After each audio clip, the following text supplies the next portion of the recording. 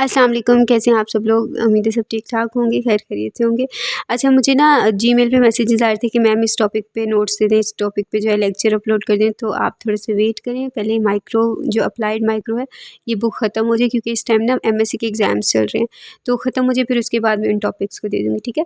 अच्छा, आज का जो टॉपिक है वो है mode of transmission of anthrax, यानी कि एंथ्रेक्स एक डिज़ीज़ है, वो कैसे ट्रांसमिट होती है हमने उसको देखना है, और वो डिज़ीज़ क्या है, किसकी वजह से होती है, हर चीज़ उसके अकॉर्डिंग मतलब डिस्कस करना है, ठीक है। तो सबसे पहले हम एंथ्रेक्स पे चलते हैं कि वो होती क्या है। अच्छा, mode of transmission of anthrax, तो सबसे पहले हम एंथ्रेक्स को पढ़ते हैं कि ये होती डिजीज़ क्या है। ये सबसे पहले तो मैं आपको बताऊँ, ये बहुत रेयर होती है, यानी कि बहुत ही कम पाई जाती है, ठीक है। यानी किसी को आपने सुना होगा कि ये डिज़ीज़ हुई होगी, ठीक है। मोस्टली को तो इसका पता भी नहीं होगा। लेकिन इससे पहले मैंने डिज़ीज़ जो आप लोगों को पढ़ाई है, निमोनिया है, ठीक है, और मलेरिया वगैरह, ये सब कॉमन डिजीज़ेज़ हैं, ये रेयर डिजीज़ेज़ नहीं हैं। कॉमन डिजीज़ेज़ वो होती हैं जो मोस्टली लोगों को जाती हैं, ठीक है। मतलब बच्चों में हो गई, ज़्यादातर पाई जाती है। अगर किसी ने सुन लिया हाँ उसको तो निमोनिया हो गया, यानी कि कॉमनली है, ठीक है। इसकी नो हाउ जो वो सबको है। लेकिन जो एंथ्रेक्स है ये बहुत रेयर है, बहुत कम होती है, ठीक है।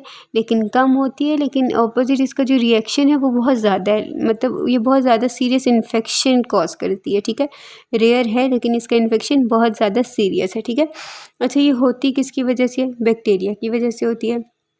मोस्टली डिजीज़ हमें होती हैं वायरस, बैक्टीरिया, फंजाई की वजह से, लेकिन इन तीनों कैटेगरीज़ में भी मोस्टली हमें डिजीज़ बैक्टीरिया की वजह से होती हैं। ठीक हो गया। अच्छा, rare but serious infection disease caused by spore forming bacteria. अब बैक्टीरिया भी देखें दो तरह के होते हैं, एक स्पोर फॉर्मिंग होते हैं और एक सिंपल होते हैं, ठीक है। तो स्पोर फॉर्मिंग जो होते हैं ना वो थोड़े से ज़्यादा डेंजरस होते हैं, इनको मारना ज़्यादा मुश्किल होता है, ठीक है। इनके स्पोर्स भी होते हैं, इनको मारना थोड़ा ज़्यादा मुश्किल होता है, और ये सीरियस जो है वो डिज़ीज़ कॉज करते हैं। तो ऑब्वियस है एंथ्रेक्स भी सीरियस इन्फेक्शन इसी वजह से करता है, क्योंकि इसको जो कॉज करता है वो एक स्पोर फॉर्मिंग बैक्टीरिया है, ठीक है। एक स्पोर फॉर्मिंग बैक्टीरिया से होने वाला सीरियस इन्फेक्शन, लेकिन रेयर, इसको हम क्या कहते हैं? एंथ्रेक्स, ठीक है। अच्छा, वो बैक्टीरिया कौन सा है? Bacillus anthracis. अच्छा, एंथ्रेक्स तो एंथ्रेसिस के नेम से ही है, ठीक है। बैसिलस ये आपने बैक्टीरिया की शेप्स में पढ़ा होगा, कुछ रॉड लाइक होती हैं, कुछ बैसिलस लाइक होती हैं, ठीक है। कल हम लोगों ने जो निमोनिया पढ़ रहे थे उसमें ने पढ़ा था कि वो होती किसकी वजह से? रोड शेप लाइक बैक्टीरिया की वजह से, यानी कि रोड शेप लाइक स्ट्रेप्टोकोकस, यानी कोकस की वजह से, ठीक है। कोकस मीन जो सर्कल टाइप का होता है, ठीक है। और बैसिलस भी अब मैं आपको शेप इसकी दिखाती हूँ, तो वो स्ट्रेप्टोकोकस न्यूमोनियाई की वजह से होता है, और ये बैसिलस एंथ्रेसिस, यानी बैसिलस इसकी शेप है और एंथ्रेसिस बैक्टीरिया का नाम है, ठीक है।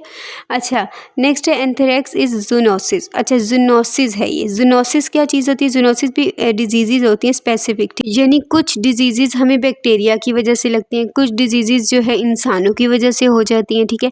लेकिन ऐसी डिजीज़ जो एनिमल से ह्यूमन बींग्स को, ठीक है, यानी ऐसी डिजीज़ जो पहले एनिमल को हो, ठीक है, एनिमल से ट्रांसफ़र हो जाए हमारे में, इंसानों में, तो ऐसी डिजीज़ को जूनोसिस कहते हैं, ये जूनोटिक डिजीज़ कहते हैं, ठीक है। सिंपल है। एंथ्रेक्स किस तरह होगा? एक एनिमल से ह्यूमन बीइंग में ट्रांसफ़र होगी ये डिज़ीज़, और इस डिज़ीज़ जूनोटिक डिज़ीज़ कहेंगे या तो जूनोसिस कहेंगे, ठीक हो गया। अच्छा, पढ़ भी लेते हैं। एंथ्रेक्स इज जूनोसिस, अब आपको पता चल गया, ठीक है। ये क्यों है? क्योंकि ये एनिमल से ह्यूमन बीइंग में ट्रांसफ़र होती है। नेक्स्ट है जूनोसिस और zoonotic diseases are those which transfer or transmit from animals to human. वही बात है कि एनिमल से ह्यूमन में ट्रांसफ़र होती है। अच्छा, बैसिलस एंथ्रेसिस होता क्या है, ठीक है।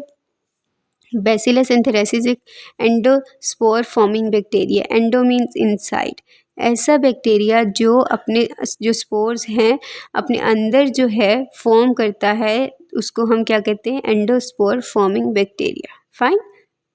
अच्छा, स्पोर फॉर्मिंग बैक्टीरिया हमेशा याद रखिएगा, एंडोस्पोर फॉर्मिंग बैक्टीरिया जो होते हैं वो ग्राम पॉजिटिव होते हैं हमेशा। इसकी अच्छी एग्जांपल अगर कोई पूछे ना कि कौन से बैक्टीरिया जो स्पोर फॉर्मिंग है, तो आप विदाउट हेजिटेशन कह सकते हैं भी ग्राम पॉजिटिव, यानी कि इसकी अच्छी एग्जांपल्स में ग्राम पॉजिटिव बैक्टीरिया यूज़ होते हैं, ठीक है। नेक्स्ट है ग्राम पॉजिटिव, जैसे बताया, और उसके बाद है रॉड शेप, ठीक है।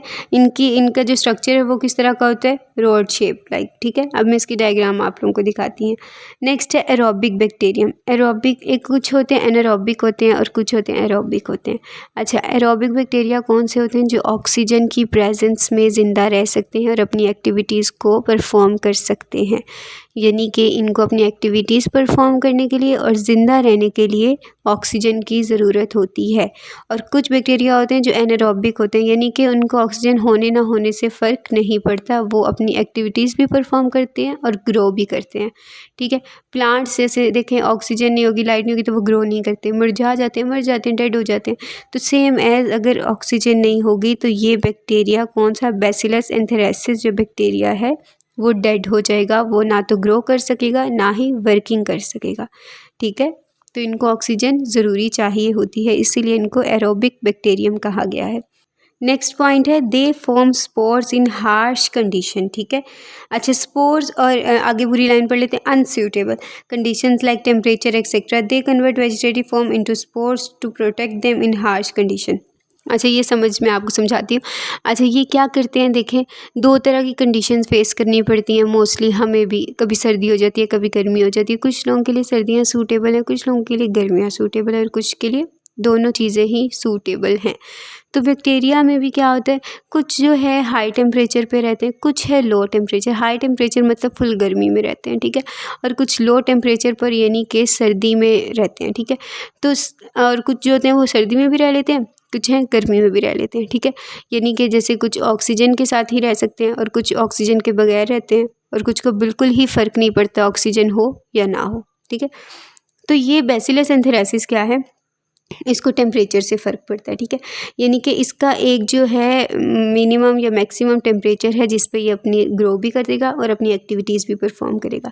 अच्छा वेजिटेटिव फॉर्म से ये स्पोर में कैसे कन्वर्ट होता है, यानी कि जब इसके लिए सूटेबल टेम्परेचर है ना तो ये अपनी इसकी वेजिटेटिव फॉर्म जो है वो अपीयर हो जाती है। वेजिटेटिव फॉर्म क्या होती है, जो कि एक्टिव हो। ठीक है, यानी कि फॉर्म फंक्शन जो है वो परफॉर्म करती हो। ठीक है, एक एक्टिव फॉर्म ऑफ बैक्टीरिया इस टर्म इज वेजिटेटिव फॉर्म। ठीक है, लेकिन जैसे ही क्या हो गया, एक हार्श इन्वायरमेंट हो गया, टेम्परेचर ऊपर नीचे हो गया, यानी कि इसके ऑप्टिमम टेम्परेचर से जिस पे ये लिव कर सकता था उससे ऊपर हो गया टेम्परेचर या तो नीचे हो गया।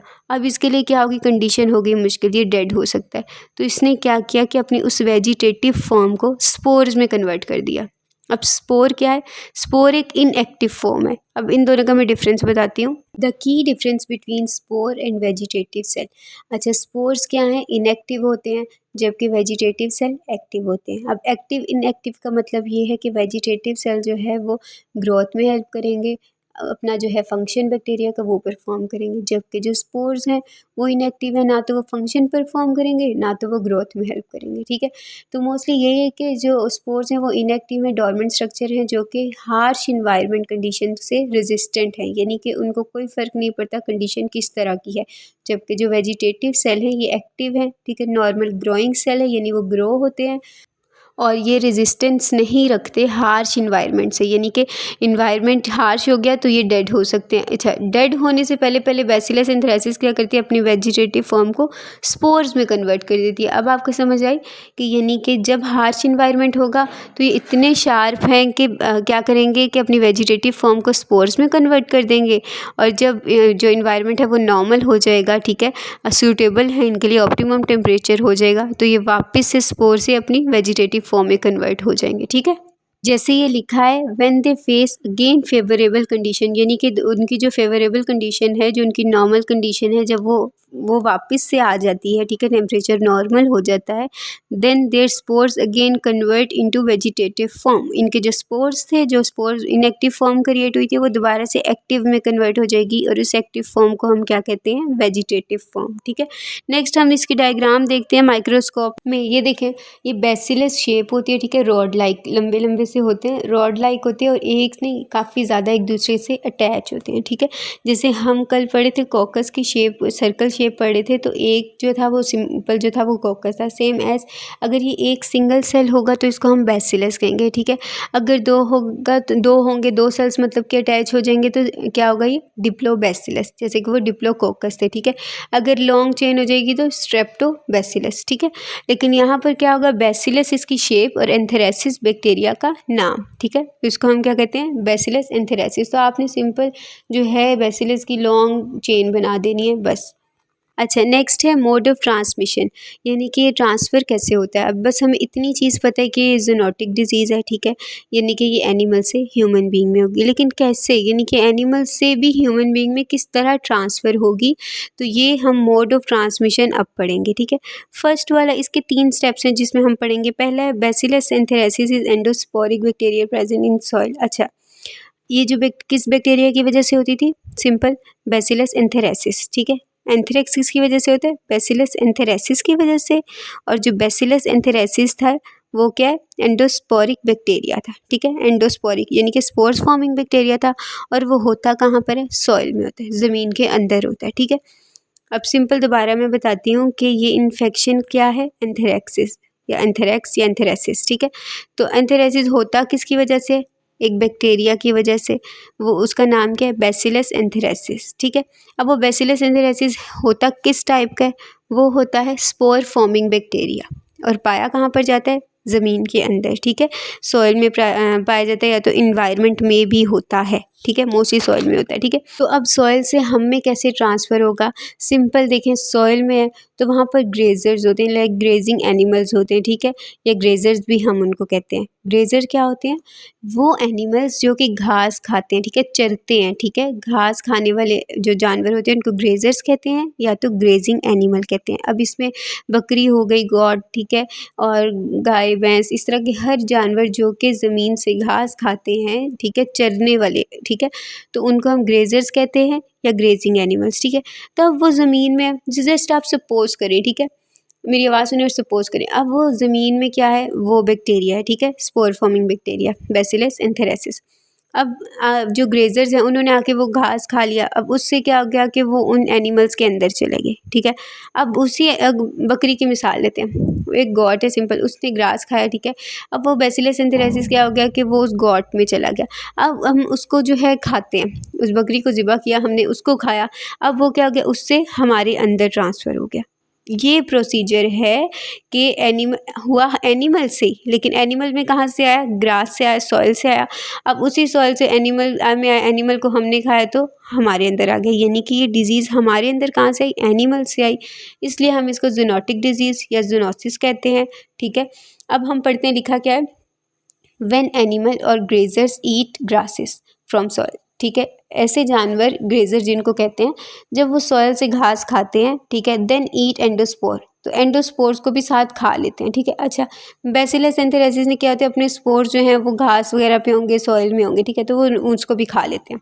फिर क्या, so when animal containing endospores eaten by human being, यानी कि वही एनिमल जिसके अंदर एंडोस्पोर्स थे, वो जब ह्यूमन बीइंग खा लेते हैं, then they are infected from anthrax, तो फिर वो किससे इन्फेक्ट हो जाते हैं, एंथ्रेक्स से। आई समझ। अब सिंपल हम इसको डायग्राम से देखते हैं, ये देखिए ग्रास बना हुआ है, ठीक है।